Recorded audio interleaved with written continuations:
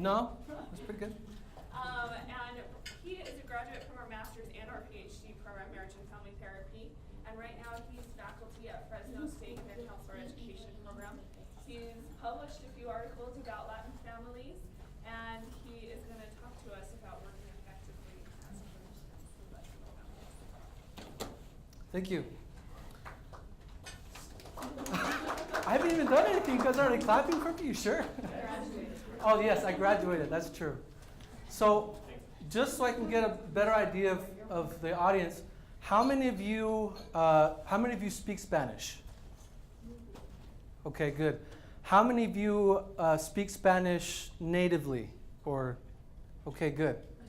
So we have one native Spanish speaker, and the rest of you guys, I'm assuming you learned on your missions. Is that correct? Okay. So, and then how many of you do not speak Spanish but see a lot of Latino clients or are hoping to work with Latinos? Okay, great. So hopefully this provides some information for each one of you. And then we'll kind of, I'll have questions and answers at the end if you guys have any. Okay, so to start, just an overview. We'll start with stereotypes, biases, and assumptions of Latinos. And then we'll go over some Latino terms and cultural values. We'll talk about some common presenting problems with Latino families that you guys will see. We'll go over some empirically supported models because I want you guys to be able to use the best stuff that's already available. And then I'll provide a cultural adaptation to those models. So we're going to be working off of empirically supported models, but we're adding some cultural adaptation to that so that you'll be providing the most effective service to this population.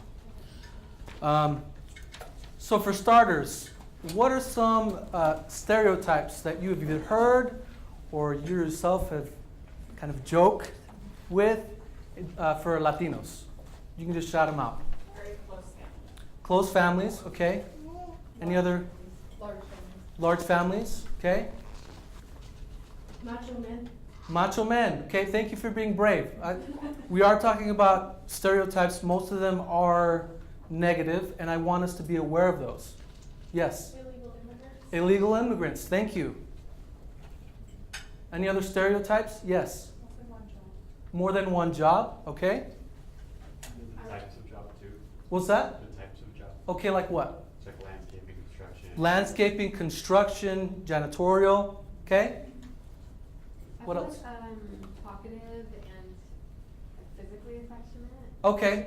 Expressive and physically, okay. Loud. Good. Loud, yes. Okay, anything else? Yes. Maybe late or relaxed on the Yes. table. BPT, brown people time. Well, that includes, for those of us that are, yes. Anything else? Uneducated, lazy, right? Okay, so to start, we're going to do a little activity here. Hopefully you guys have a pen and paper. So does everybody have a little self-assessment thing here?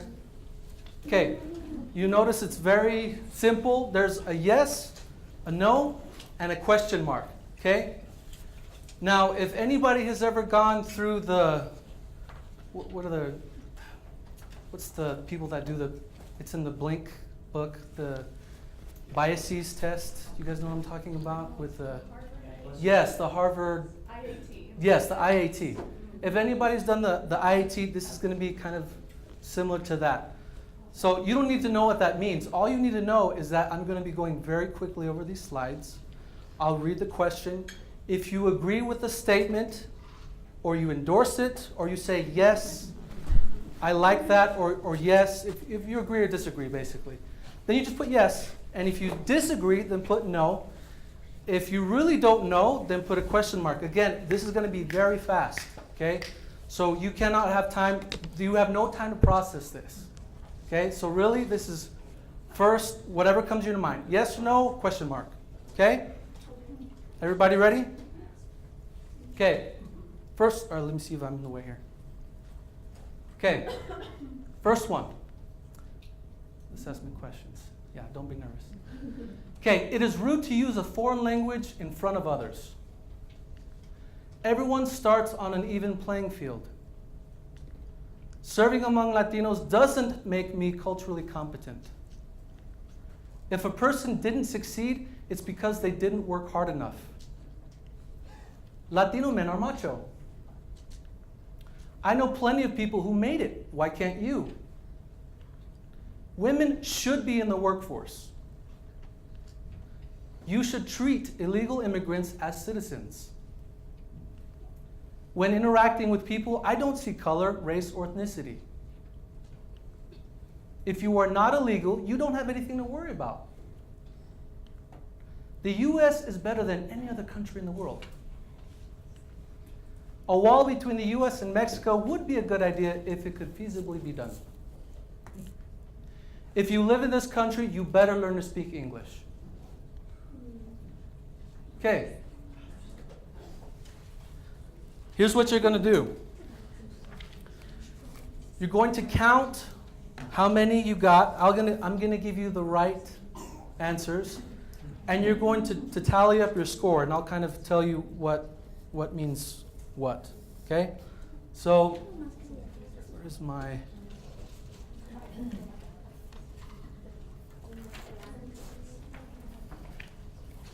Okay. Number 1, give yourself 1 point if you put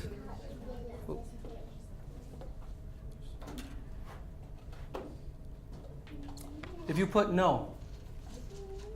If you put yes, -1. If you put question mark, 0 points. Okay?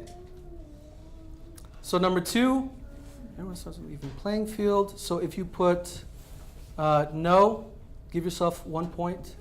Yes, -1, 0 for a question mark. Okay, number 3 is yes for 1 point. No, -1 point. Question mark, 0. Number 4, no, 1 point. Yes, -1. Number 5, no, 1 point. Yes, -1. Number 6, no, 1 point. Yes, -1. Number 7, no, 1 point. Yes, -1. Number 8, yes, 1 point. No, -1. Number 9, no is 1 point. Yes, -1. Number 10, no is 1 point. Yes, -1. Number 11, no, 1 point. Yes, -1. Number 12, no, 1 point. Yes, -1. And number 13, no, 1 point. Yes, -1. Okay, go ahead and tally up your score.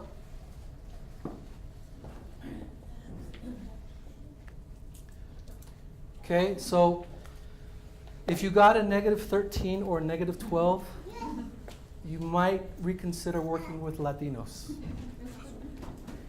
If you got between an 11 and a -6, there's still hope for you. You're in pretty bad shape, but there's still hope for you. If you got between a -5 and a 0, then you're okay. I mean, you're right kind of in the middle, you're average. If you're at a 1 and 6, then you're pretty good. You should feel good about yourself. You're starting you're starting ahead. And if you are at a 7, between a 7 and 12, you're in great shape. You'll be able to help with this presentation more. And if you're at a 12 or 13, then you should stand up here and take my place. Anybody at a 13? Oh. 7 to 12? Good. Okay. The rest of you, I won't shame you. I'll just let you be. So I'm going to go over these so that you can have we can have a rational discussion about it. Okay? So, number one, it is rude to use a foreign language in front of others. So why would I say no? It's not rude. Did you have a hand? Well, I think if you speak it fluently, then it's not rude. Do you think that can help? Like, my parents are rude. Okay. They don't really know Spanish, but they'll see somebody who's Hispanic and they'll just go up and be like, hola, ¿cómo estás? And that's all they know. So to Okay. me, that's rude. Okay. But my husband speaks it fluently, and I think that that's wrong. Well, okay, so what about I come up to Roy speaks Spanish, we're having a conversation in Spanish, and then all you people are here. Is it rude? Well, I think the assumption from a non-Spanish speaker is that you're excluding me somehow. Yes. Which to me is like ironic, right? I mean, because the privileged one is the one who's saying I'm being excluded. But it's kind of like you need to sometimes someone understands better in Spanish. Yeah. And if they have that toolkit, use it. Yeah. So, I mean, if they're not talking to you, then why are you worried about it? I think this is kind of an older generation perspective where like it's rude, to do that. But in reality, a couple of decades ago, it like nationally, culturally here in the US, they like put in systemically this idea that it is rude. So in public school systems, they really frown upon students speaking Spanish. So if they caught students speaking Spanish, then they shame them, or they're saying like, no, you can't speak Spanish here. So what happened is you have a generation of Latinos here in the US who would like to have known Spanish, but they don't know Spanish. And it's sad in my perspective, because it's a loss of culture, it's a loss of heritage from a very rich culture, that you're taking away this language. And apart from that, other things are being lost because of that. So it's something to be aware of. Okay, everyone starts on an even playing field. Okay, so yes, those of us who are members of the church, we believe, well, maybe not, I don't know. When we all get here, we're babies, we start off as babies. Everyone starts off as a baby, right? No one is born with, all these cultural ideas. And so you would kind of think that we start off on an even playing field, but there are other advantages, and I'm sure because you're here, you probably know about that, or if you're taking Jonathan, or is it Jonathan or Roy who's teaching? If you're taking Jonathan's class, then you probably know, right? Okay, serving among Latinos doesn't make me culturally competent. How many of you are triggered by this? So, yes, I do want to validate your service with Latinos, but I think you can fall into this trap if you do serve a mission among Latinos, is you come away thinking, oh, I know how they are. Like, oh, I know that. Like, I know. And then you might label yourself as culturally competent, and what that does is that limits your learning of something different than what you were known on your mission. So if you served in the Dominican Republic, when you start working with Mexicans, you're like, whoa, like you're not supposed to do that. Like, what is that word? Like, it's not that word, it's this word. Or vice versa. So just be careful. It's great that you served a mission, it's great that you learned Spanish, but serving a mission does not make you, there's no certificate for being culturally competent, in serving. So, okay, if a person didn't succeed, it's because they didn't work hard enough. I mean, us as clinicians, how does that sound? Can you imagine you saying this to your own client? Oh, you probably just didn't work hard enough, right? Could you imagine? So the idea of thinking, well, hey, I know people. You can't say that because I know lots of Latinos. I mean, a PhD guy who has a family of 4 and he's, in Fresno State, like he made it, right? So why didn't you make it? just be careful. This is not a very empathetic thing to say or an idea to have. Okay, Latino men are macho. Okay? I practiced this, and even my wife put yes on this. So, we'll get to talk about this in great detail. If you say this or you believe that Latino men are macho, it's harder for you to find Latino men who are not macho. Does that make sense? If in your mind you think, okay, Latino men are macho, when you come across somebody that might not be macho, well, actually, you'll probably just start treating them as if they were macho. So, if you believe in your mind, okay, maybe not all Latino men are macho, what does that even mean, right? If they're not all macho, then you probably will treat them differently. Okay? I know plenty of people, did I already do this one? Maybe not. I know plenty of people who made it. Why can't you? This is similar to one that we had kind of before, right? It's not empathetic at all. Okay, women should be in the workforce. Okay, this is no. Now, this would be very different if one word, if there was an able here. If there was an able, then it would be yes. But if you just think, oh, you know, all these Latino women, culturally they like to stay in their homes, like that's oppressive, like, you know, no, they shouldn't be, they need to be in the workforce. Again, you might have a difficult time with a Latino who really does want to be at home with their family. I think a healthy feminist perspective would allow the option for both. If you want to be in the workforce, great. Women that work at home, it's work both ways. Women shouldn't shame another woman for being in the workforce, right? Those women that are in the workforce, you would really like for women not to shame you, well, vice versa. So if you think Latinas, there's lots of Latinas that stay at home, if they want to stay at home, then fine. Again, if they don't, that's a different story. Okay? Okay, you should treat illegal immigrants as citizens. Okay? The big difference is this word. You. You are not ISIS agents. So if you start thinking, oh, this person's probably illegal, first of all, the term illegal and even the term alien can be offensive to Latinos who are undocumented. And so we prefer to use the word undocumented citizens, or undocumented Latinos or undocumented immigrants, right? And you should know that your confidentiality as clinicians trumps any kind of desire to turn people into the authorities, right? You would be breaking confidentiality if you just, oh, I gotta turn you in because you're an illegal immigrant. So that's a big no-no, okay? You, in terms of a clinician, it shouldn't matter to you whether they're undocumented or not. They're still people. They still have lives.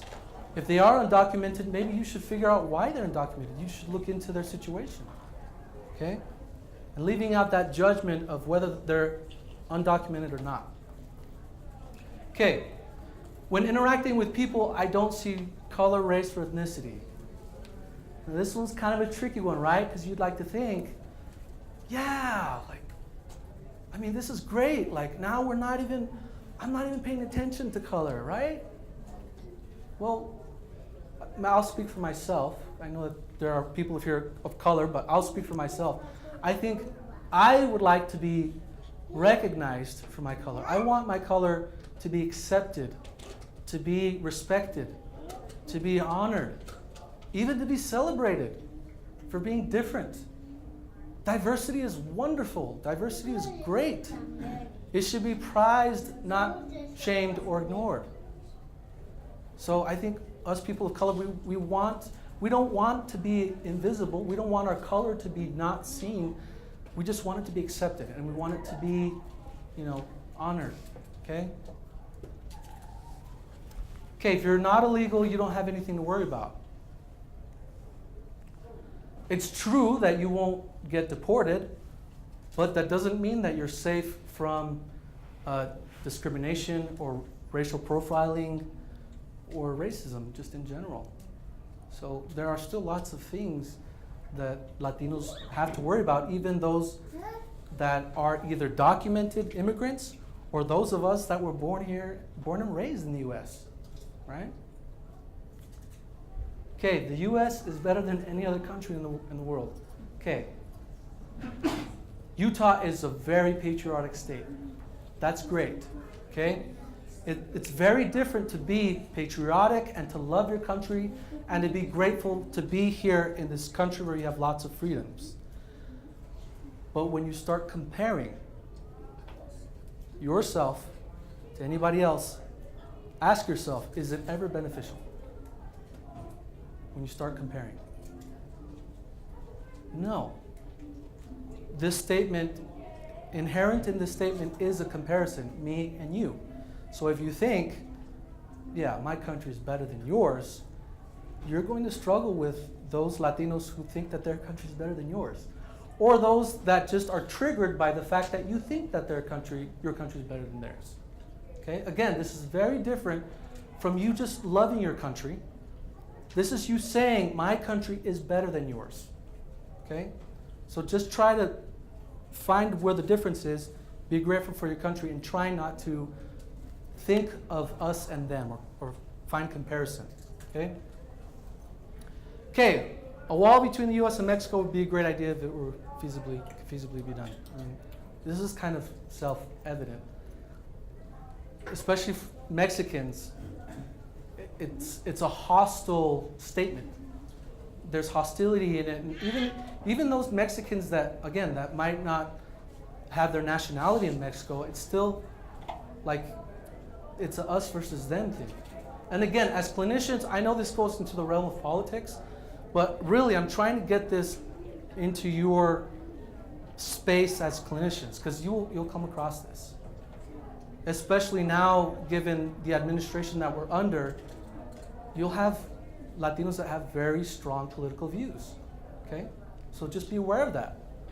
And again, if you really think this, then it's going to be difficult for you to connect with them, okay? Okay, if you live in this country, you better learn English. It's true that being bilingual is great. There's lots of benefits. And it's true that if you come into this country and you learn English, then you'll probably have lots of things that will be easier for you. That's great. But the you should is kind of, it's demanding. It's like you better learn English. This tone is kind of demanding. And so you should let your clients decide, do I really want to learn English or not? If you hold this perspective and you're holding it to them and saying, well, you better learn English, again, you're going to have a hard time connecting with your clients. Okay? Okay, any questions with any one of those? Okay, again, this wasn't something that was empirically tested. I just tried it on my wife once, okay? So I'm not saying that this is the end-all be-all research, the right way that things should be, but this is coming from a perspective of a Latino that's had lots of experience working with Latinos and even supervising students working with Latinos. So this is really from a cultural sensitivity point of view, not from a who's right and who's wrong, okay? The last thing I want to say about this is, in terms of like agreeing or disagree, let me think. I want to say this. If you disagreed with a culturally insensitive statement, such as, if you disagree with this, you're not saying necessarily that it's bad to learn English if you don't live in this country, okay? So I'm trying to get you away from this false dichotomy of saying, well, then it is a good idea, or saying, then if it's not the better country than anyone else, then is it a good country at all? I'm not saying the opposite. I'm not saying it's a junk country or it's the worst country, So just because you disagree doesn't mean the opposite is true. It just means that you don't agree. Is that too confusing? It was kind of, sorry. I know I see some of this, which may, but again, if you have questions, come and talk to me afterwards. Okay, so now we're going to go into cultural values and terms. Familismo, what does that mean? Anybody know? Anyone want to take a guess? Something to do with family. You see the word family there, right? Okay, somebody want to read this for me?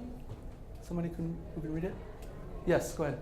Cultural value characterized by an individual's strong identification with and attachment to their families, nuclear and extended, and strong feelings of loyalty and solidarity.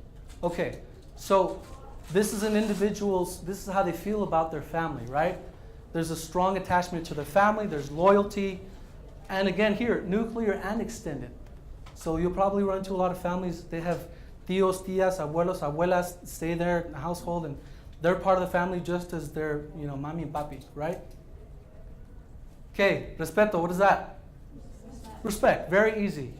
Okay, it's the importance of adherence to authority and respecting parents and elders. That's a cultural value. Okay?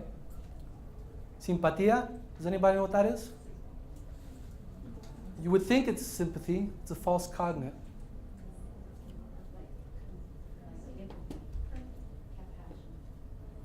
Close.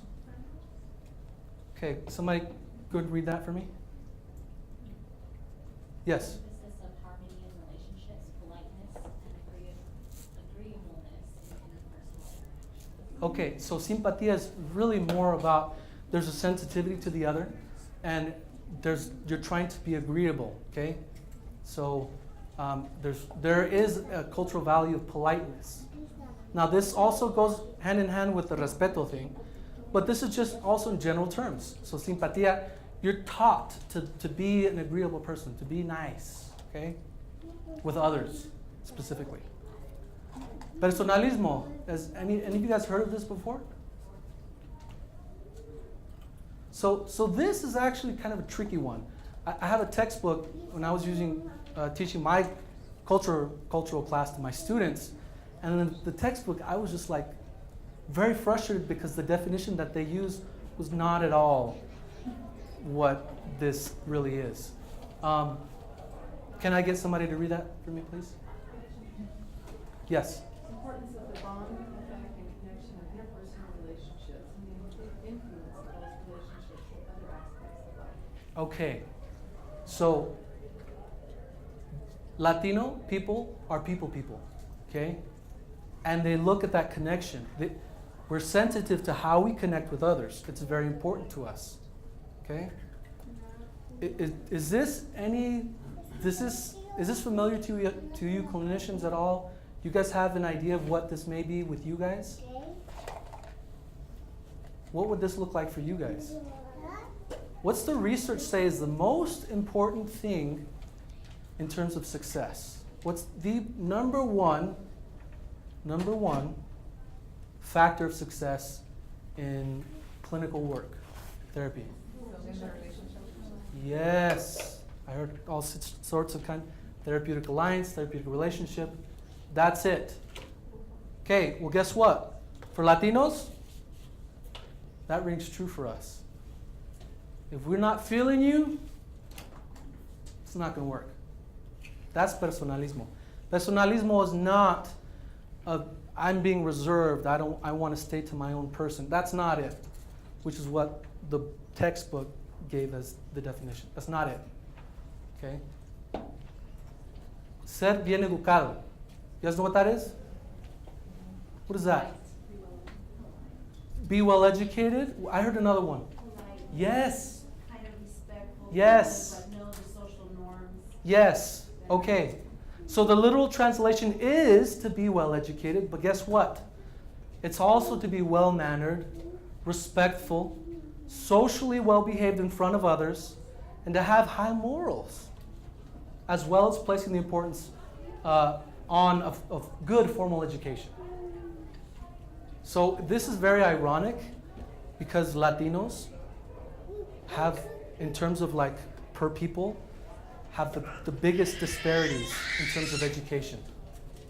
Highest dropout rates, low post-college enrollment. Again, this is specifically per capita. Okay? Machismo, yes. What is machismo? Very defined roles between male and female and expectations. Okay, define roles between male and female. I like that. But I think it's an emphasis on hypermasculinity. Okay, there's an emphasis on hypermasculinity. Anything else? Almost a domineering presence in a family. Okay. Can I have somebody read that for me? Yes. Male gender role stereotypically depicted by domineering behavior, womanizing tendencies, lack of emotions, chauvinism, and macho persona. Okay. The word stereotypically is emphasized here because it's a stereotype. So what I want you guys to understand mostly from this is that not all Latino men are machistas, okay? If you read Inglesby 2006, I was very triggered by it because the tone of that is, Latino men are abusive, Latino men are womanizing, and they show like data, which is true. But again, if you as clinicians have that perspective of Latino men, you will have a difficult time connecting with them, and you will not be able to get them to change. On the other hand, if you read Torres Solberg and Karlstrom's 2002 article that's entitled "The what's it called?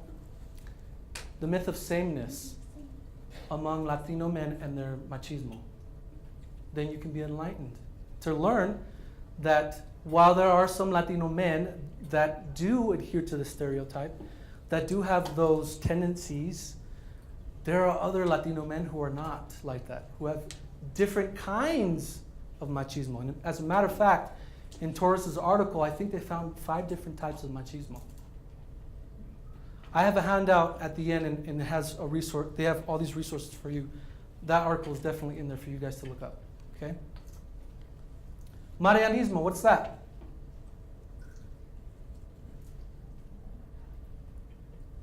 Anybody? I'm gonna guess it's the opposite, stereotype of women. Yes. Women. Yes. Interestingly, if you go up to a Latina who's probably not US born, who's not like studied social sciences, and you ask them about Marianismo, 9 times out of 10 they're gonna be like, "What the heck are you talking about?" So this is actually a term that has been cultivated by us educators and researchers to try and label Latina women. Machismo, we have an idea of what that is, but we got to find something for women. So, yes. Does it have like a Latin root to like marionette? Like Yes, it does. So the Latin root is Maria. So as in the Virgin Mary, right? So it's prized, well, just put it up here. This is a general, stereotypically, again, depicted by subservient, submissive, weak, and sacrificing characteristics. So the Virgin Maria is this pure entity, and so all Latina women should be pure. There's a lot of sexual connotations in here that really, that Latino couples can struggle with. Yes? So is this in the research environment, is this word applied exclusively to Latino families or to other populations and communities that have the same kind of ideal? Yes, great question. This specific term is Latino specific. So I'm sure that other feminist researchers probably find other terms to use. This is specifically for Latinas. And again, you'll see it in the research. It's always this negative thing, okay? But again, if you think that all Latina women are subservient, weak, submissive, sacrificing, self-sacrificing, you're going to have a difficult time connecting with them, and you're going to have a difficult time seeing the strength in Latina women. As sometimes the stakeholders in their family. And I know in my family, my grandma, she was the matriarch. If we wanted anything, we had to figure out what's grandma going to say? Because grandma was the pillar for us, right? So, this is a Latino's perspective, my grandma was not weak at all. She was a powerhouse. She was strong. Do these cultural values generally apply to people from Spain as well, or is this more Latin America? Great question. Is there, or- Great question. So, you will find lots of differences in Latinos from Spain compared to other Latinos because there's a huge European influence. So there are lots of differences because of that. And I don't know, I think that in Europe, because it's generally more egalitarian, you probably will see less of this among Latinas who are from Spain. But you still might find some that are. Okay, so you'd say like the other values too probably somewhat apply? No, what you mean the other values as machismo? Yeah, well, the ones you were. Oh, the ones previous? Machismo. Yes. You'd say that's it. Yes, typically. Okay. Yeah, that's a great question. Okay, Ganas. Anyone know what that is? What is that?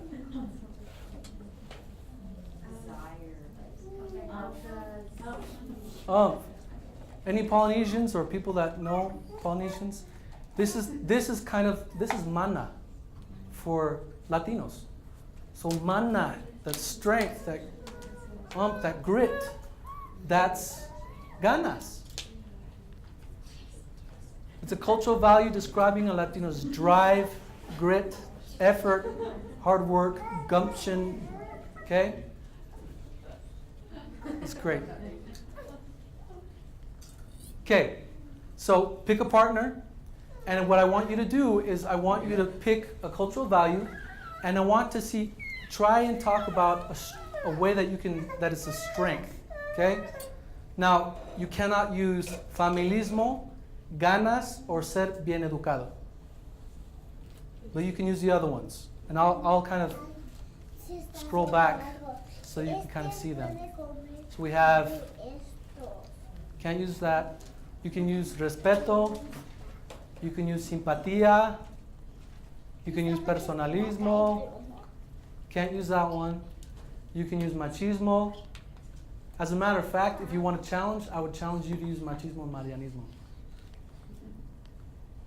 Can't use ganas. So pick a partner, just talk to somebody and try and find a way to see how it could be a strength. Okay? Okay, let's go ahead and bring it back. Okay, so hopefully you guys are having some good discussion about finding these cultural terms and seeing the strengths in them. Because again, a huge part of what I want this to be is I'm going to present a strength-based cultural adaptation model to work with Latinos. Okay, so what we're going to do now, let's see. Okay, so these are just other cultural values and terms that you guys should be aware of when you're working with Latinos. Okay, discrimination, you guys know what that is. So be mindful of the discriminatory experiences that Latinos can have. Not all Latinos are going to say that they have been discriminated, and that's fine. You don't say, well, no, you've got to be discriminated somewhere or another. Like somebody had to. You don't have to look for it. If they're saying, oh, I'm good, then cross that off your list. That's another thing you don't need to worry about. Okay? Language preference, very important. Okay? So those of you who are not Spanish speakers, what do you think would happen if you brought in maybe like the child who's 13, very bilingual, and you ask the child to translate for the session? How do you think that will go? Completely inappropriate. Like in many commercial settings, we do a lot of trips in Guatemala. There's no way a 13-year-old boy is going to feel comfortable interpreting when we are talking about gynecological issues. Yes. These poor kids who, no. We even try to make sure that all of our interpreters are female. Or if we don't have a female, we will have a male interpreter literally turn his back. just out of respect and a comfort level of the patient. Excellent idea. Excellent idea. So they're having intimacy issues. You bring in 13-year-old daughter. Wife is not orgasming. Can you translate that for your mom? Exactly. Yes. Okay. Any other issues you see with that? Maybe the child translating. Yes. I was gonna say, sometimes the child has a stake, or they might do the translation, right? Yes. Oh, no, no, no. Papi dijo que estoy bien. No, estoy sacando buenas notas. No pasa nada. Right? I wonder if there's I've just had some friends who told me that they often saw Spanish as being less than English because they had to always translate. And then they may then start identifying as like, well, that's not as, they have to always translate into English. So who's having that view? The child. If The they're child. always having to translate in English, they can have a negative relationship or could develop one with Spanish. Yeah. That's sad. Yes. So I speak English and Spanish, and I have the issue that they'll be speaking English, and I try to like talk to them about something, but they don't really understand if they like repeat back to me, and they get offended a little bit when I speak Spanish. So how would you go about that issue? So that's a great question. So the preference, whose preference is this? The client's preference. So if you could, I say, ask them, would you like me to address you in English o quiere que le hable en español? And then maybe depending on their accent, they'll say, no, speak to me in English, or no, háblame en español. And then they're choosing. It's a great question. I have a question about that. What happens when you have clients in a family where the child wants to speak English and the parents want to speak Spanish? Oh, yes. That's this guy right here. So, acculturation, better yet, discrepancies. That's the trouble. This is the difficult thing to work with. Okay? You can see this in lots of Latino families, especially first generation where the parents come here and the children are born here, and sometimes the children will say, I don't want anything to do with that culture. I don't like it. I like American culture. And then this is going to, this deserves its own therapy. This is a presenting problem in and of itself. And you'll have to find ways to validate both perspectives and try and find some common ground for both of them. You're going to be the mediator, and I found that using Butlerian enactments, as in Mark Butler in family studies, I mean, his enactments are great. He has a system for having people talk together, and it's all about emotional regulation. It works great for me and for Latino families. So, any other question? Well, immigration status. This is important. Not necessarily for your treatment of them, but if they are undocumented and they're like, I'm scared out of my wits. I don't know what to do. You could see an influx of anxiety, depression. Sad story. So we have the Fresno Family Clinic. This is where our students are practicing therapy, just like you guys have the comprehensive clinic. Exact same thing. We're out in the community. And when Donald Trump was elected as president, we saw 40% reduction of attendance. 40% of clients dropped because they were scared to death that the therapists were going to turn them in. These people just, I can't risk getting deported. So even though we have all these problems, I'm not going to do it. This is a huge problem, especially now because of the political situation, the political climate that we're in. Spirituality is huge for lots of Latinos. Most of us are Catholic, not all of us are. Most of us are some form of Christian, not all of us are.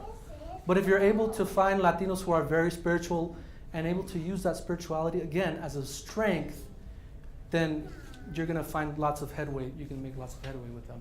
Okay? Poverty. This is another issue where sometimes Latinos, the parents are working all day.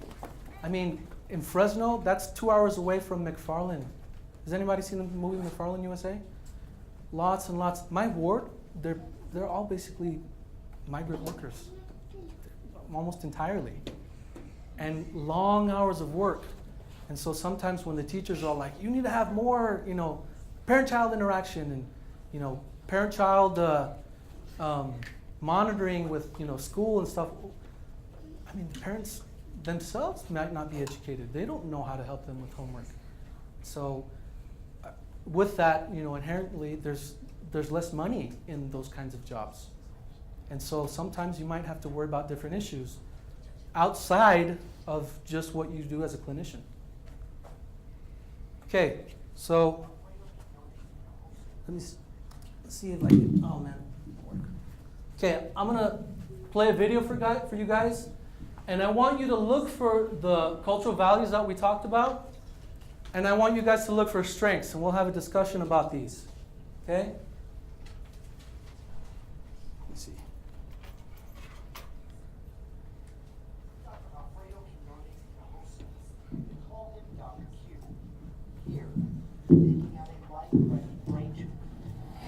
Okay, close your eyes if you're squeamish. Sorry, that was too late. Can you guys hear that at all? One of the finest hospitals in the world. This is your room. This is my room. This is they built this specifically for our service. At 42, Dr. Q is at the top of his game. But life wasn't always like this. In fact, it's been a long journey. Oops. From his hometown in Mexico, New Mexico. He started working at the age of 5 at his father's gas station. His family was poor. Things got worse when the business collapsed. In 1987, young Quiñones headed north to the border. There became one choice that I knew I had to make, and I cut the fence, jumped the fence, and climbed the fence between Mexico and the United States at age 19. His first job? Pulling weeds in California's Central Valley. I remember I tell you I could do that my hands, the very same hands that now do brain surgery. Rather at that time, they get scars everywhere from pulling weeds that were blood. This trailer was his home. But Quiñones knew he could do better. He worked for the railroad. He got a job as a welder. That money paid for night school. He got a scholarship to the University of California, Berkeley. And from there, he went to Harvard Medical School. Did you ever think to yourself, you know what, I don't belong here? Yes, many times. But I think that that's also what has kept me on the top of my game. Back then when I was in medical school, I remember thinking, wow, I look at my classmates. As you know, because I was trained at the best prep schools in the country, kind of from the most distinguished families in the United States, from traditional education, and they were to very kind of education. But I was super secure. And I always knew that I had something I always didn't have, and that was that child in my belly that he was born. There is my girl right there. The fire still burns today. His mother takes out brain tumors and does research that he hopes will lead to better treatments. You guys ever sit around and your wife take yourself? I mean, your wife is really seeing you go to my department. Yes, I do. We think about it, but I feel very blessed that every day when I walk out of the operating room, and I go into the patient, they use everything went well in service, and they have the most rewarding moment that I get. Dr. Sanjay, CNN. Baltimore, Maryland.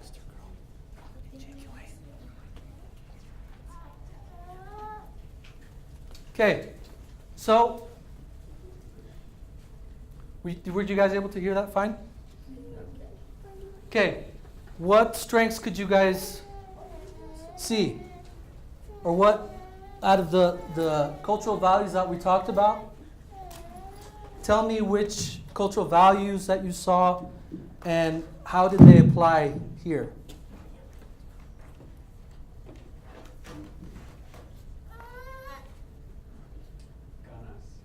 Ganas, yes, great.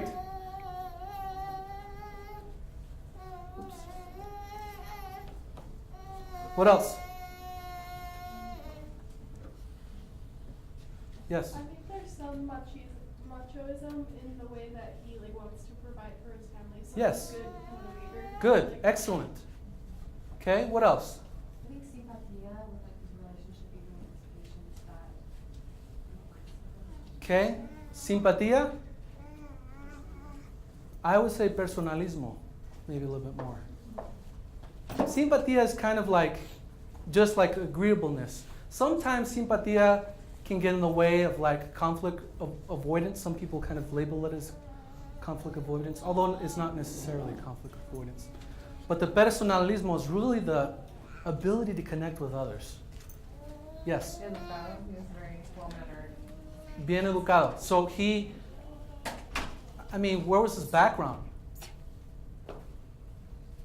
He was undocumented, right? He hopped the fence. And then he became a doctor. Yes. Anything else?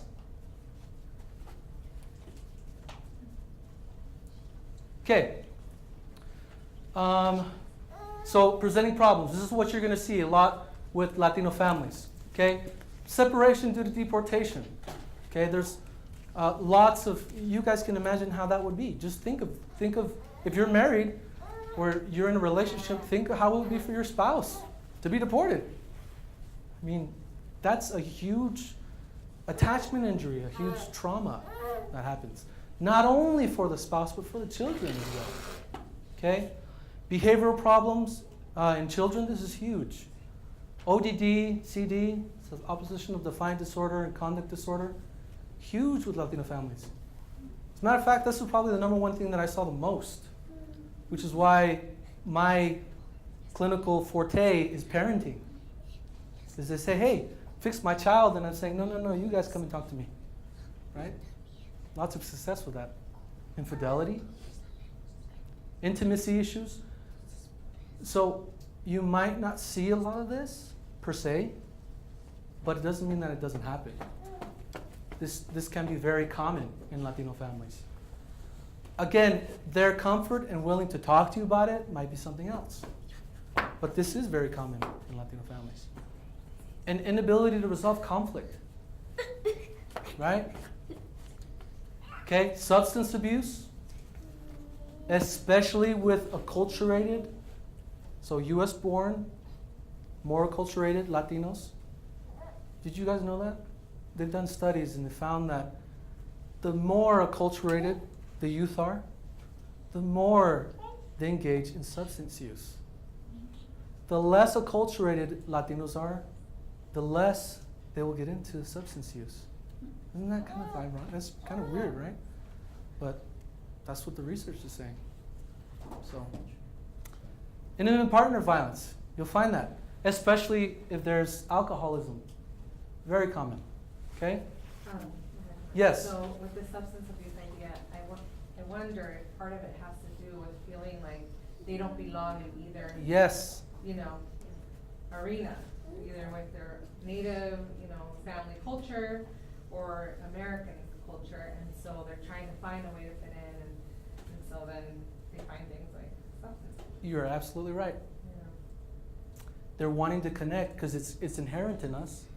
And so when we have a difficult time connecting with our parents because we're not Mexican enough, and then we don't have enough connection with our peers because we're not white enough, who we turn to? We turn to drugs. Yeah, it's lonely. Great point. Money issues. Very difficult thing. And of course, anxiety and depression. It might come out differently. Ataque de nervios, you might see. Right? Neurotical. Yeah, neurotico. Depression. Some people might be depressed, but they might not allow themselves to think that they're depressed. And the spouse will say, just get over it, go, you need to work, or whatever. But it's tough. Okay, so treatment considerations, number one, safety. Number one. Physical and temporal. So physical safety is like, I'm talking suicide, or if there's intimate partner violence as well, that should be your number one priority. Temporal safety too. If they're going to lose their house, what good is it going to do, to come and do therapy? So here's where you might you'll need to refer. So don't be afraid to refer them to other resources that are out in the community. Centro Hispano, they're still here. They're a great hub for connecting people to different resources. Don't be afraid to find out. Yes? With intimate partner violence, there are victim advocates as well. Yes. Every police agency, and there's also something called VAWA and visa for victims that are undocumented, so they cooperate with the police or prosecutors, and they can actually get documents. Yeah. Great point. Okay, legal issues. Court-ordered therapy, substance abuse is here, problems with the law, externalizing behaviors. I would put that in here. I'm not including undocumented immigrants in this one because, again, I mean, you're not going to be, looking up on that. Undocumented citizens, actually, I would put that in safety because they don't feel safe. So that's what you're going to be looking at, not in terms of a legal perspective. Does that make sense? So undocumented immigrants is on here, but it's just not. You're not going to be looking at it from this perspective. It's from this perspective. Okay. Diminish harmful interactions. That's very important. Okay.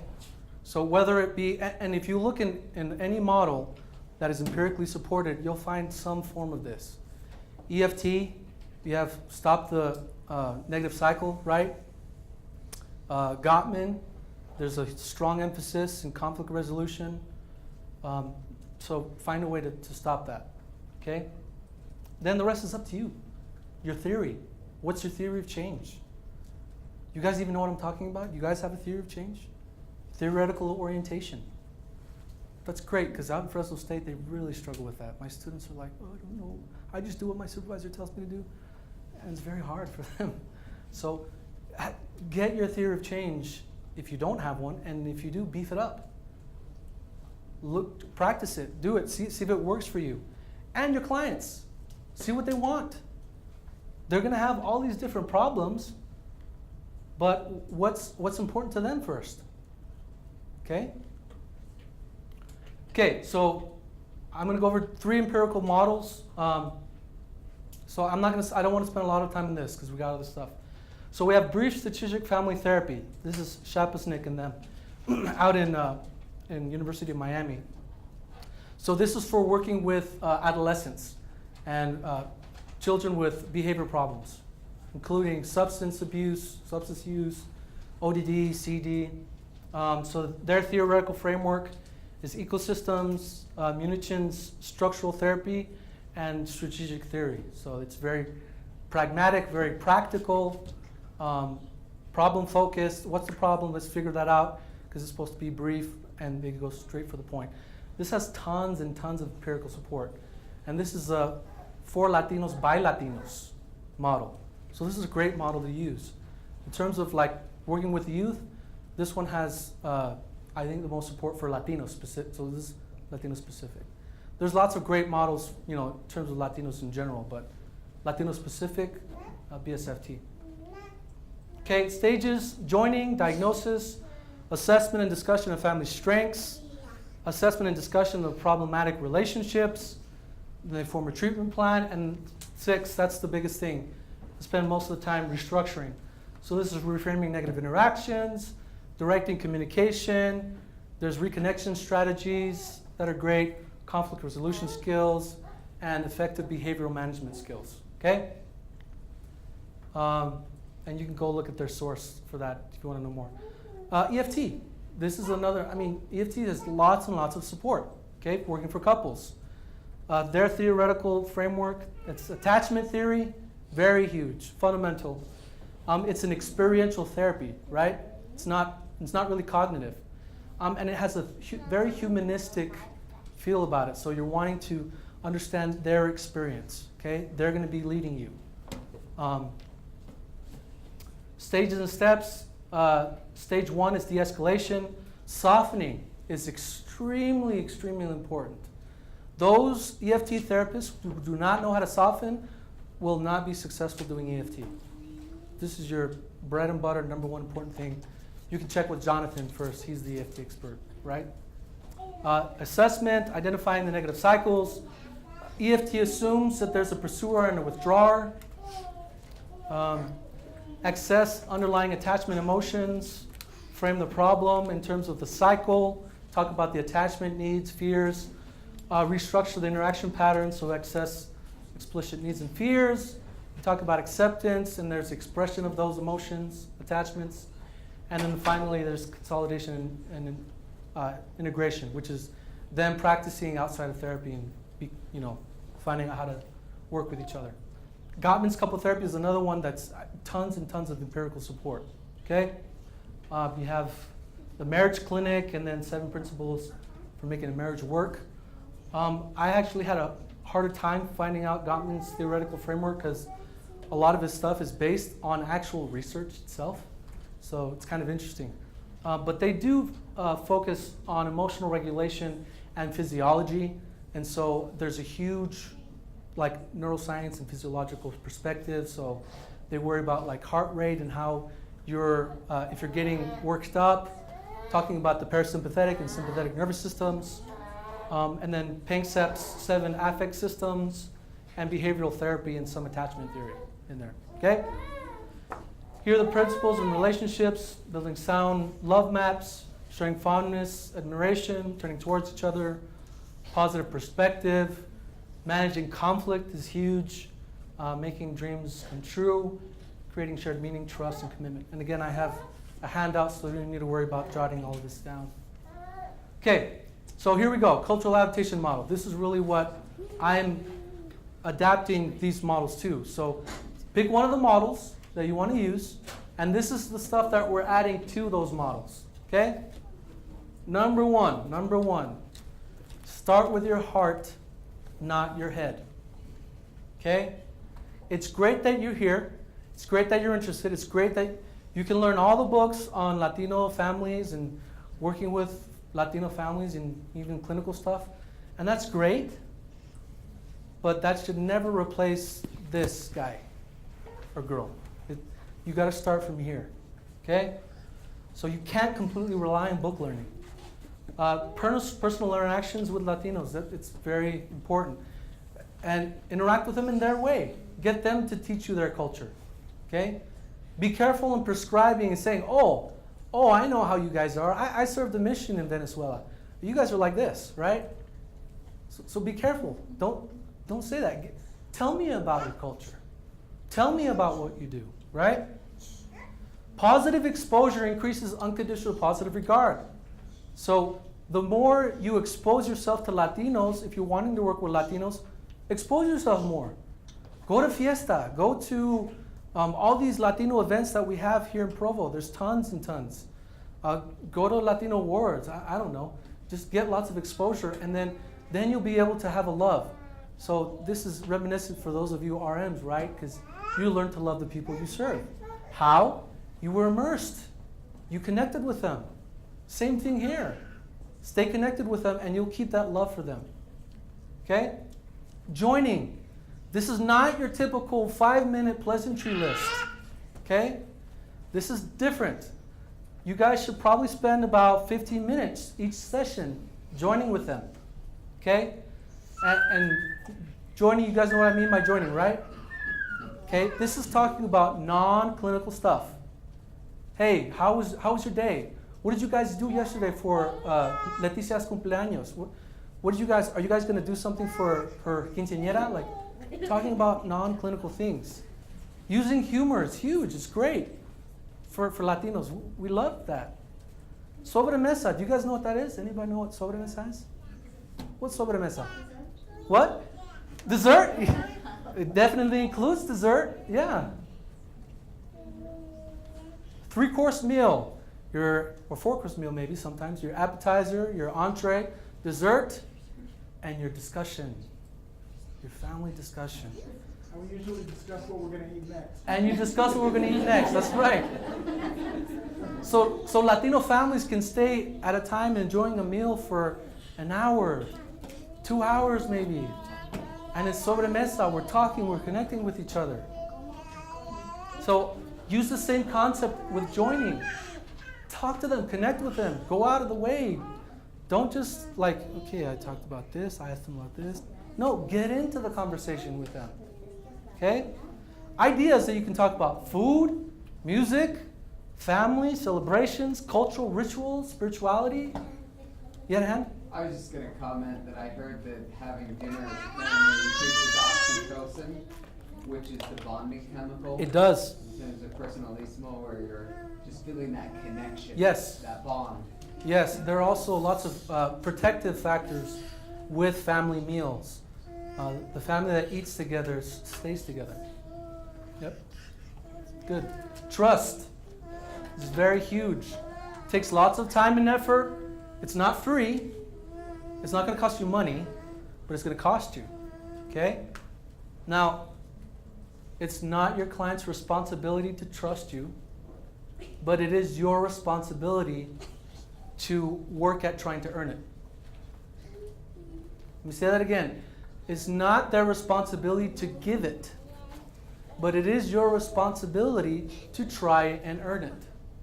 Okay? Latinos who have had negative experiences with people of privilege might take longer to trust those that are not, right? I still tell my students I probably would not be very successful in treating a family or a couple where the guy was a cop. I've had lots of bad experiences with them, so I probably would refer them due to my lack of competence. Competence? Or where there's umbrella of the, whatever, you guys know what I'm talking about, right? Okay. But for those that do have a hard time, your relationship with them, this can be healing in and of itself. Showing them a different experience that, you can be trusted. And again, the therapist is going to be put in a position of power. So be aware of that. So it's going to be inherent where you guys are going to be in the power position, but try and find ways to not make it so apparent so you can gain that trust. Okay, validation. I know this is important for everybody, right? It's good. But understand that you will probably have a different experience than a Latino's experience. Or maybe a different experience than what you're used to, maybe seeing on your mission. So find ways to validate those experiences that might be different from your own. Okay?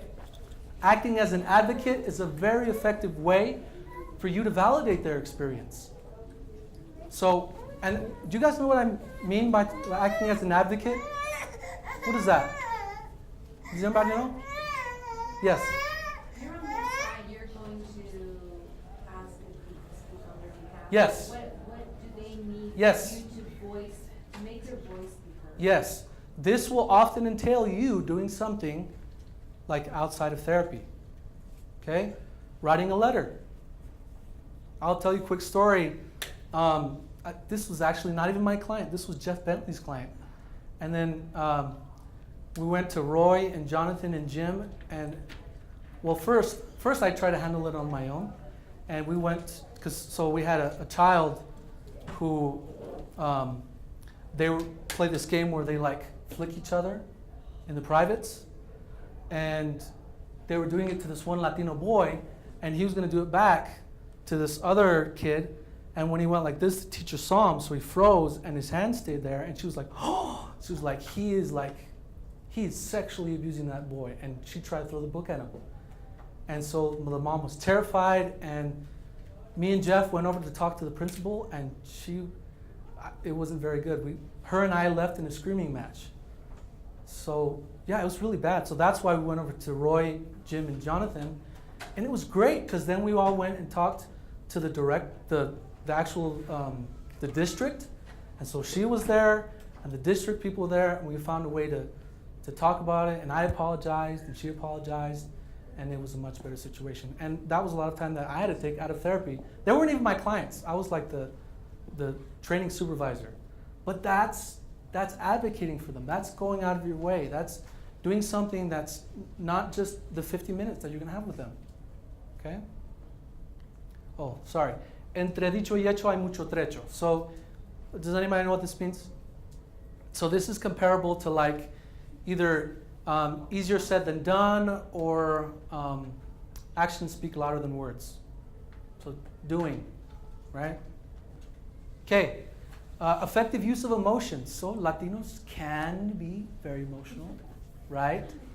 So you guys as clinicians have to find ways to effectively manage that emotion. So you need to reframe the secondary emotions, so anger and all that, into the deeper, softer, more vulnerable emotions. So whether you're using EFT, Gottman, or ICT, or whatever, you're going to have to find a way to manage those emotions and to reframe them to going underneath. Heightening emotion in healthy ways is beneficial regardless of your theoretical orientation. Okay? Expression of positive encouragement.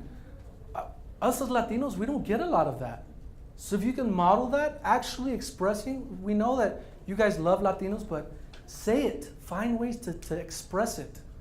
And guess what? By you doing that, you model for the parents, hey, do this and show your children this and tell them how much you love them. Tell them how great they are. And you'll watch and see how it can change Latinos' families and the children in particular. This is not kissing up. It's not flirtation. It's not empty compliments. It's intentional expressions of genuine admiration, gratitude, praise, and hope for them. Okay? You guys should be detectives looking for times where you can express, oh, you did such a great job with that. I can't tell you, how I don't know, how grateful I am for you, and your treatment for your child. Like, that's so wonderful for me to see. Like, take a limb and express these things from your heart. Okay? Use your tone, change the speed, intensity. This punctuates what you're saying to them. Okay? So this is similar to EFT's risks. Risk, those of you who are EFT, you guys help me out? What is this? Repeat. Imagery, client's image, right? Slow, soft, simple. Client's words, good. Okay? Taking a strength-based approach. So discuss their family resources, internal and external. What do they have to work with? This might require a little bit more effort on your part because they might be reluctant to talk about themselves. Might be reluctant to talk about the strengths that they have. So you might need to work hard at getting it out of them. Discuss cultural values and look for ways that those cultural values can impact treatment in a positive way. So talk about simpatía, or talk about personalismo. Talk about how these things can help them. Okay? Discuss the successes in more detail. So it's not just a pat on the back saying, hey, tell me how you were able to do that. Like, okay, well, I did this. Okay, well then what? Like, what happened after? Like, get them to go into it so that, number one, this will obtain more hope for them. This will help them see, oh, I can do this. And it'll help them implement the successful processes in the future. Hey, this was successful for you to do. Do it again. Let's see how it works in this situation. Okay? Okay. Now we're going to practice this stuff. Okay? So I'm going to invite my special guests to come up here. And we're going to need a brave soul clinician to practice these different things. Okay? And I'll grab my child. So, okay, pásamela. Good timing. Okay, so same as the last time, except instead of the guy. Okay, so do we have a brave soul that wants to try and practice with this struggling family?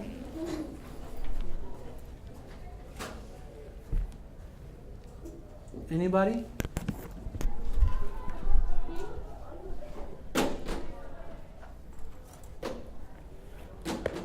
Entre dicho y hecho hay mucho trecho, right? You guys are learning. Hey, it's time to go to work, see what you guys can do. I instructed them not to be too difficult, so.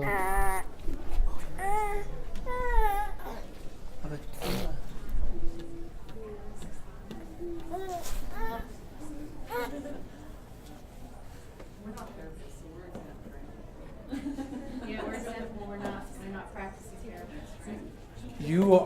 students in a clinical program, and so you are aspiring therapist. Who is the first semester? Okay, actually, if nobody's the first semester, you guys are already seeing clients. Wait, so some of you are here first semester, right?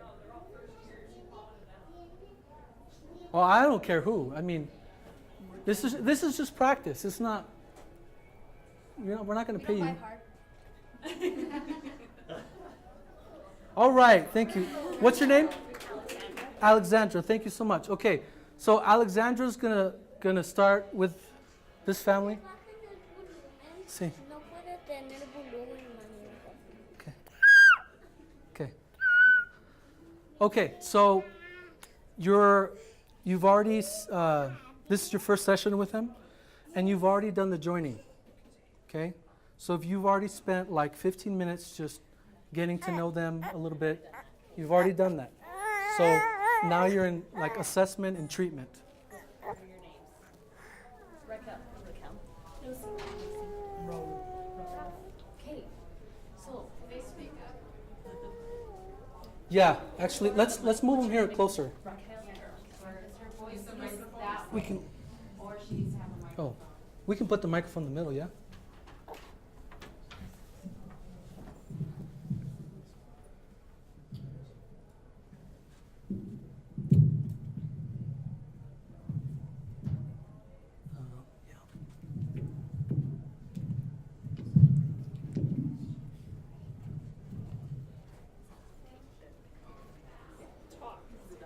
Okay. So how did this week go? Still not. Oh wait, this is my first session. You've done the joining case already. It's so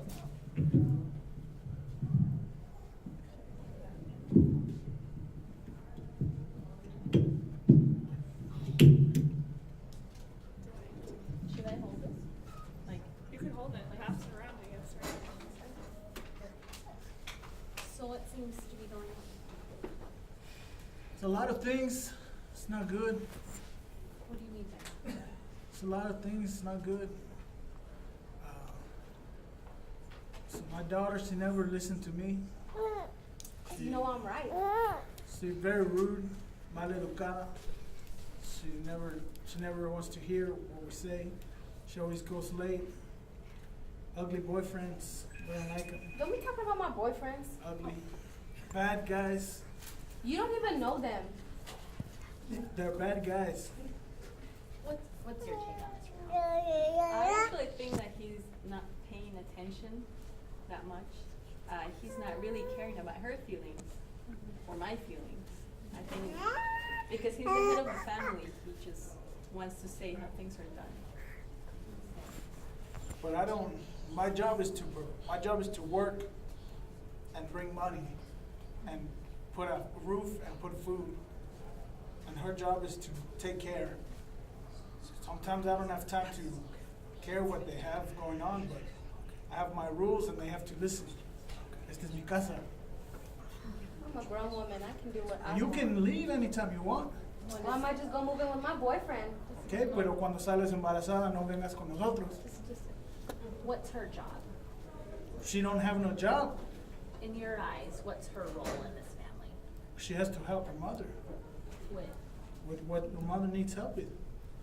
She doesn't help me. She's usually outside, hanging out with friends or the boyfriend. And what do you want? What's your goal out of therapy? I just want to be happy. I mean, I'm just doing my thing.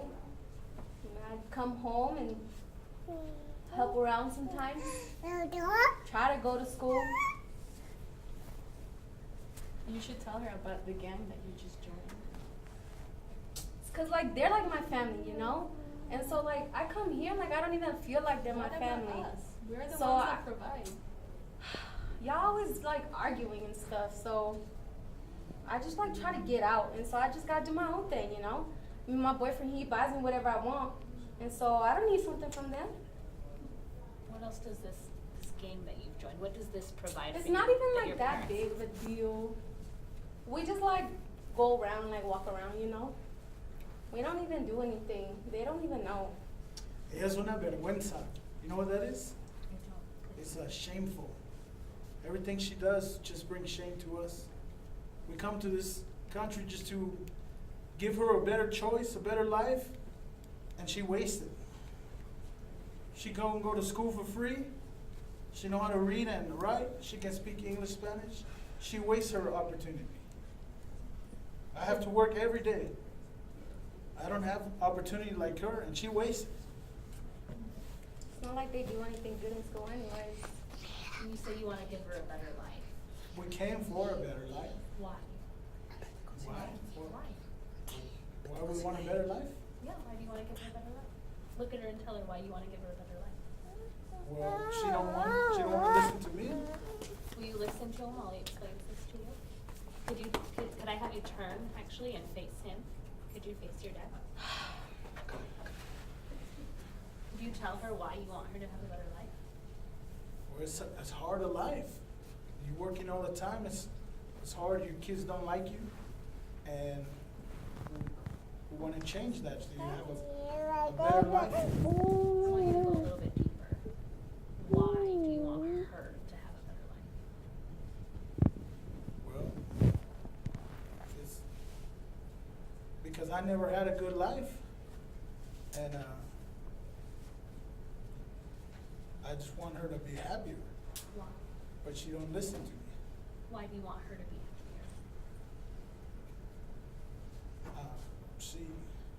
She my daughter. And what does that mean to you? Well, I mean, I have to look after her. Could you look at her and tell her why you want your daughter to have a better life? But I tell her these things already, and she never listened to me. But she might and not she just hear give me, she just get mad at me and don't listen. And then when I try to tell her, she runs away to her boyfriend. I want you to look at her and tell her why you want her to have a better life. Because so you can do something with your life Tell her how you feel. instead of just throwing away. That's why. Do you share the same feelings that he has? I do. I think he's more strong about it than I am. I think even though I expect the same things from her, I think the way he goes about it is not very effective. Maybe if he spent more time with her and getting to know her friends and boyfriend, maybe I should too. Yeah, you But can stop judging them. I feel like I'm caught in the middle. Mota todo el día. Well, what do you ¿Cómo que? expect us to do?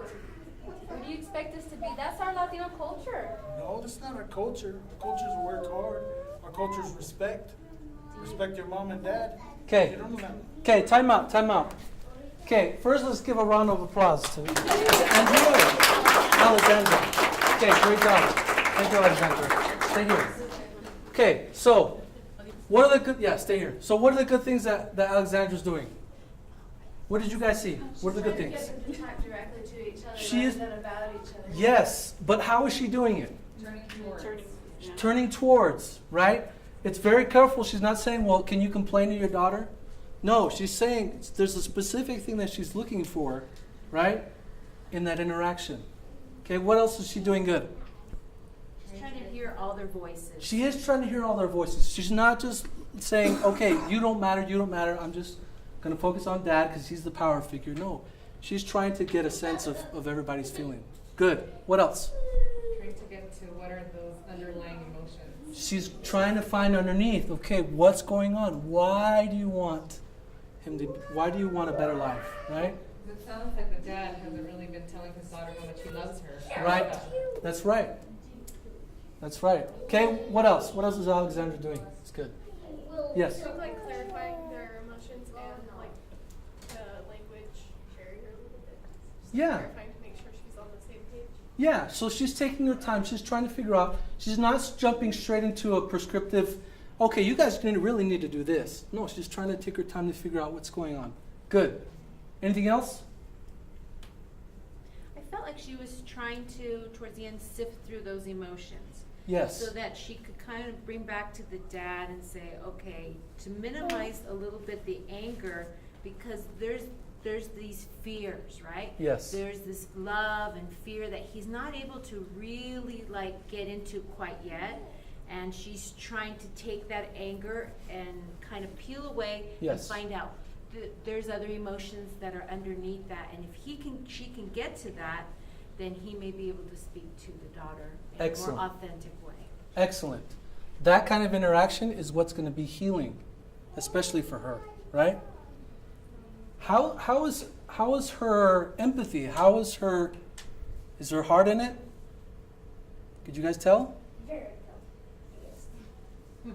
I could tell. I could tell that she was really trying to connect with them.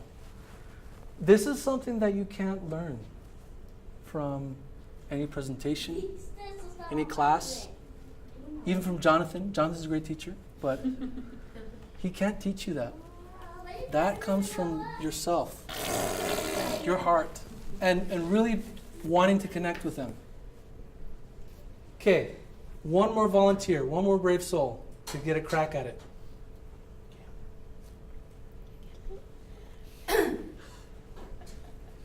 Anybody? Takers?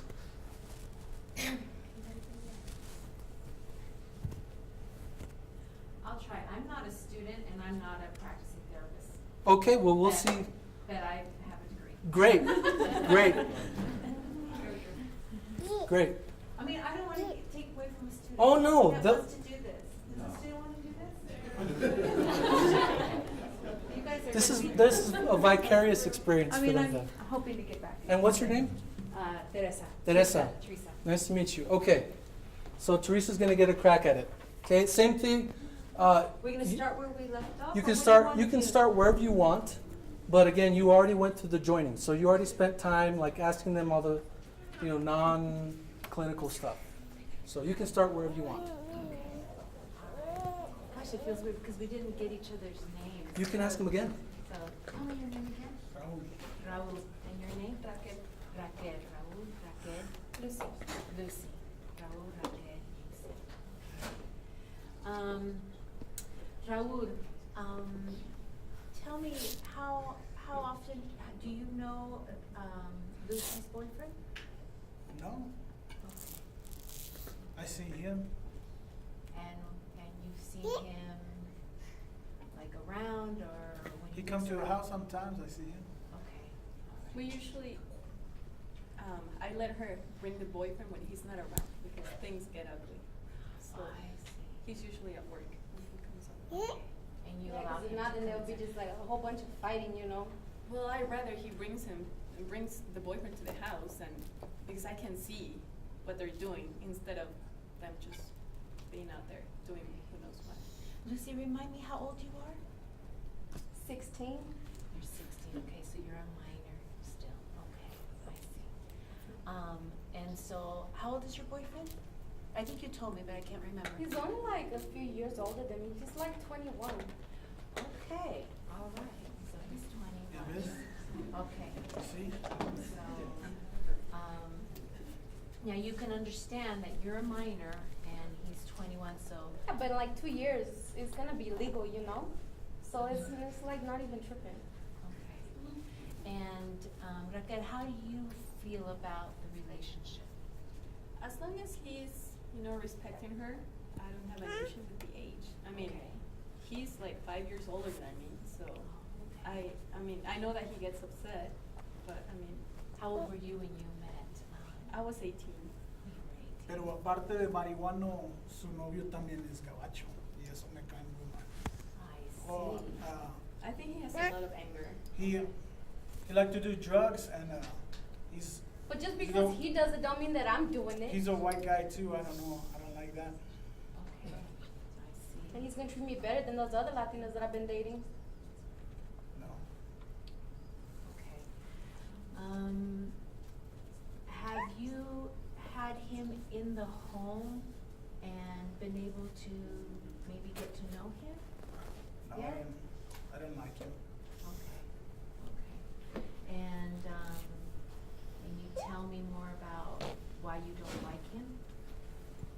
Well, different cultura, different, and she's too young, different age, different cultura, different everything. She Well, needs what's the to. whole point of a She needs to. quinceañera? She needs to think and stay in school, and now have a boyfriend right now. You presented me already, so it's like I can go, right? No. That was my quinceañera. You told me that I can go. That's our culture, right? Yeah, And pero so- no with a 21-year-old. Lucy, are you attending school regularly? I go sometimes when I feel like it. And are you on track for finishing school? Nah, I don't think so. Are your parents aware of that? Are you aware of where she is in her schooling? You know she's bad. Does the school reach out to you as parents? Have you received calls about her education? I'm working all the time. I see. How about you, Raquel? I don't understand a lot of how things work here, so I mean, I get letters, but I don't really read them. Okay. You know, I'm busy with other things. Would you be willing on our next visit bring perhaps some of those letters? I can bring some. Okay, and we can look at them and then we can see where she is. Lucy, how do you feel about your education? It's like a joke, you know? Everybody just goes in and they don't even pay attention, so why do I gotta do it too? Okay, I see. Are you willing to be open to the fact that maybe we can work about putting you on track for finishing? Would you want to finish school, high school? But there's something wrong here is because you're talking to her like you're her mom. You can't talk to her like that because Well, she's just I'm trying the, to do her but I'm job. the father.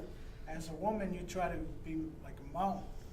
But she needs father. She needs rules. Try to be nice. It's not gonna help her. We try to be nice. Look how she is. You have to be strong. But that's not working either. Yes, I agree that in the home there needs to be rules, and you are her father. And I agree that the parents are the ones of authority in the home. I do agree with But that. but the man puts the rules. That's my house, my casa. The rules. And that's why I let the boyfriend come when he's not there, because he wants to be in charge and look where it's got. Yeah. If we just set aside the boyfriend for a moment and let's take just the education, what are your rules with regards to her education? She needs to go to school every day. Needs to do all of the homework, get good grades, so she can go to college and make something from herself. Okay. And how do you feel about that, about those rules, about the education? I think the rules are okay. I think because he wants to be in control of things, I think that it's affecting the way she receives the rules. If she hears it from him, she just won't do it. So I try to be nice, you know, even to the boyfriend, to see if she's gonna listen to me, to what I'm saying. But it's just not working. I think, I don't know, I think she takes after him. So you think you're both two strong personalities, huh? Is that what you're thinking? Well, she don't listen to me. I'm her father. You don't hear me. Okay, time out, time out. Oh my Okay. gosh, she's a minor! You're killing me!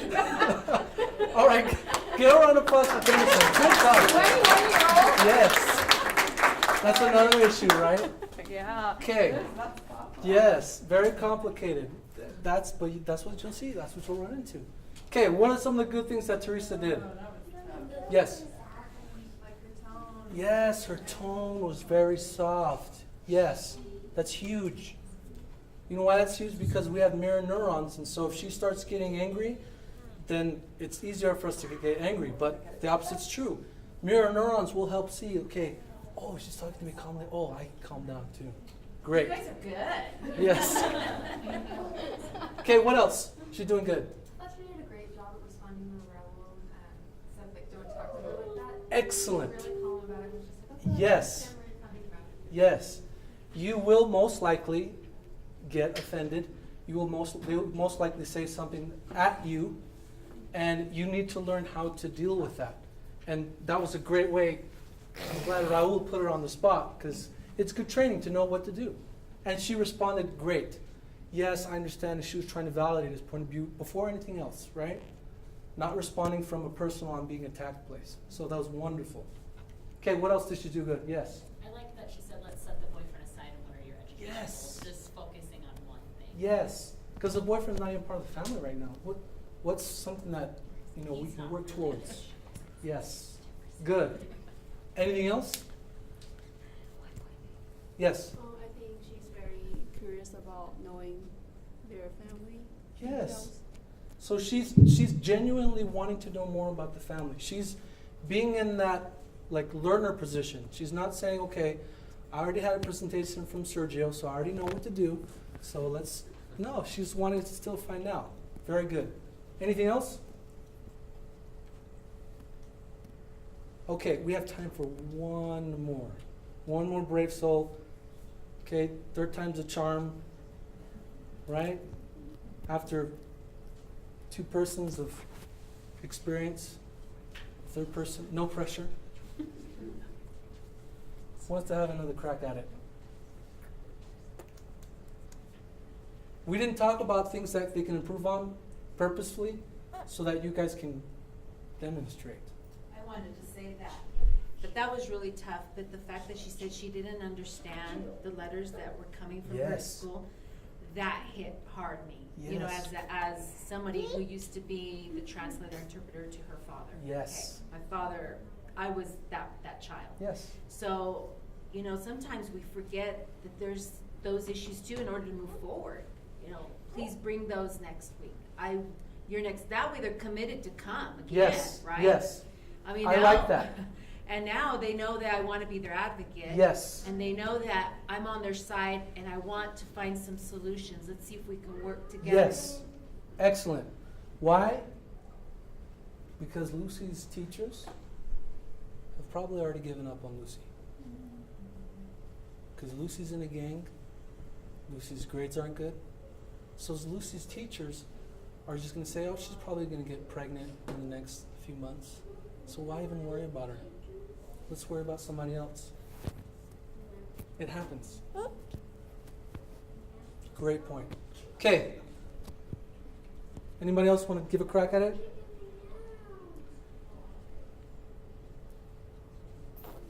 They're hard. They're hard. I'm a family life student, so I'm still with my bachelor's. Hey, but great. I'll try. This will be wonderful practice. Okay. If you do good, I'll give you a recommendation in the program. Probably not going to mean much. Yes. I have a question about, I guess this scenario came up where she had a boyfriend who's older. Yes. So if we had to call DCFS or Yes. Yep. I was waiting for somebody to. would that affect the family if they're not citizens, right? Because they have to do investigation. It shouldn't affect them if they're not documented. Wouldn't you need to know that there's sexual contact before you call DCFS? I mean, just because. Yes. Yes. You know So what I you mean? would definitely to get more detail to figure out if there is any sexual contact. Which probably won't happen if Dad's in the room. Right. It's discussion, right? Yes. So you probably have to talk to her alone. But they're already assuming when they're talking about you might get pregnant and don't you dare come back here if you're pregnant. They are, but. I mean, yeah. And I do want to clarify, Utah law, I just went to an ethics training through the law enforcement agency. Report. They will never get mad at you for over-reporting, but they will ding you if you don't. Yes. So even if there is a suspicion Yeah, that there is suspicion's sexual all you need. activity, Yep. just call and say, hey, there's a situation and you're covered.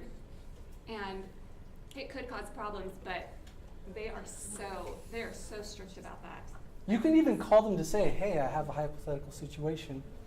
This is what's going on. And they can say, oh, well, you don't need to, this is fine. You don't need to worry about it. Or they say, no, we'll need to know more details about it. So, good point. Okay. Okay. Go ahead. Get a crack at it. So, right, you said you're not even listening to me, right? Just barely.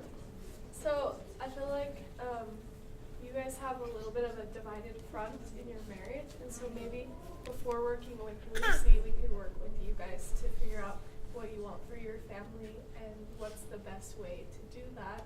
Would you guys be interested in doing other sessions without the rest of your family in order to do that? I'm willing. Maybe, I don't know. Not saying that there's like a problem, but maybe there would be a better way to make it so you're both on the same page with Lucy and teenagers. I mean, if you have time to go out and be with friends, I'm sure you can make time to come. But I work all the time, and when I have a little bit of time, I try to just relax. Yeah. What kinds of things do you do to relax? Just go with my friends. You don't like to do like hobbies with your family? Asado, un asado?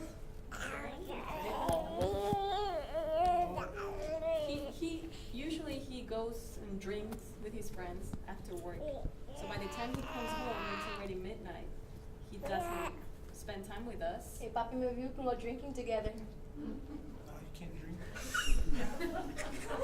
So I like that I think it's great for your family that you're trying to like have rules and help them be established, but maybe it would help if you were closer with them and could spend more time, just like how today we spent time talking about what you guys like to do, what you're doing in school and stuff. It would be good to spend more time with your family in order to be able to have rules like that. Does that make sense?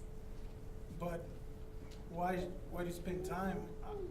I work so they can have a house and food and clothes. I work because that's my family. I'm responsible. And when I finish working, I'm tired. I just want to relax. But you're asking her to behave differently when you're not even willing to show yourself how to do things. You're mad at her boyfriend, but yet you go and drink every day after work. Yeah, And you're saying that he but has... drinking is not bad. It's one or two cervezas. No es ninguna. And he gets mad at me when I bring it up, because in his view, I mean, it's nothing wrong. She always tell me, don't go with your friends. Come over here, pero every time we come, all we do is yelling and fighting. I don't want to do that. It's because he's I not... just want to relax. I work hard all day. He doesn't really care about how I feel. All he sees is that there's money in the house and that's enough. But he doesn't care about my feelings or how I'm doing in my life. So if he turns you down all the time, why do you keep inviting him? Inviting him? Well, because he's my husband. When we got married, I mean, it's just how we do things. I mean, I'm not gonna just leave him. I mean, he's my husband. Right. I think over the years, how has your relationship changed for the better, changed for the worse, or what do you think has that happened? He doesn't really listens to me when, I mean, he doesn't care about how I'm feeling. All he cares about is just his friends and himself. So it sounds like with each member of the family, there's a little bit of issues with everyone's feelings and not being heard, right? You talked about not like being talked at, but not being listened to. Yeah, because everything is by his rules, you know, and so I can't even do nothing fun with him. So But that's why she I never just wants leave. to be with me. So what if we practice right now? Just like what if you guys just like talk with each other? Well, we talk all the time. What do you like to do? Do you like football? Do you like asado? Do you like cooking? Or I like to drink. you like to drink? What do you do to connect with your family? Okay, time out. Good job. Okay, round of applause. Okay, and then, sorry, I didn't catch your name. What was your name? Mandy. Okay, what were some of the good things Mandy did? She's trying to dig in and say, okay, well, what do you like to do? What's Yes. the commonality? Yes, she was looking for some common ground, right? Yeah. Good. Yes, what else? I like that she wanted to get the parents on the same page. Okay, systemically, she's already thinking, okay, what if we work on the parents, see how that would work? Good. What else? Anything else? Anything else? Yes. Another question is why valuable information for family dynamics? Yes. Yeah. So she was figuring out, okay, what's going on between them? She was looking at the relationship factors in between them, and I saw how she was trying to soften them. Good. Anything else? Yes. I felt like sometimes I was trying to put words in their mouth. I didn't want to, but it was. No. What's a good way to? No, that's exactly what I'm talking about. Is you were doing a good job reframing. Reframing is a very good tool by saying after they're saying something, find a way to kind of not twist their words, but to again find the underlying meaning behind that. So it's a way of reflecting back to them, but you're reframing in a way that's not harmful to the relationship. Yes. I'm not a therapist, but being on this side, Yes. it was good that she didn't just let us keep fighting. Yes. Because we would just keep going at it. That's right. And she was trying to like stop us and kind Yes. of redirect the conversation, and Yeah. I think that was really good. Yeah, Alexandra was doing some of that too. That de-escalation is very important. So was it appropriate for her to call them out in front of the daughter and say, it looks like there's an issue here between you two, can we meet?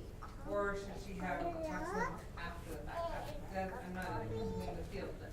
That's a great question. Yes. So I would not bring it up in front of the child. If it's a parent issue, if it's a marital issue, then it doesn't involve the child's system. So marital issues you want to just keep between the parent and the two parents, right? So just be aware of that. Yes. I think because I'm Latina, I think here I would have said maybe something like, when you are here, it shows that you love your Yes. family. Yes. And that you want to find some solutions. Yes. Some answers, and validate the fact that he's here. Not that he spends his time drinking and he's always with his friends. You've got to pull out something that they're doing good. Yes. The Latino men don't do well with over-criticism. Men in general. That's right. Okay? They don't want somebody to That's always right. criticize them and overly be critical.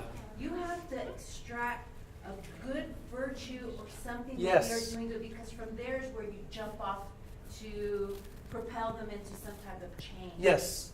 Excellent point. Quick comment.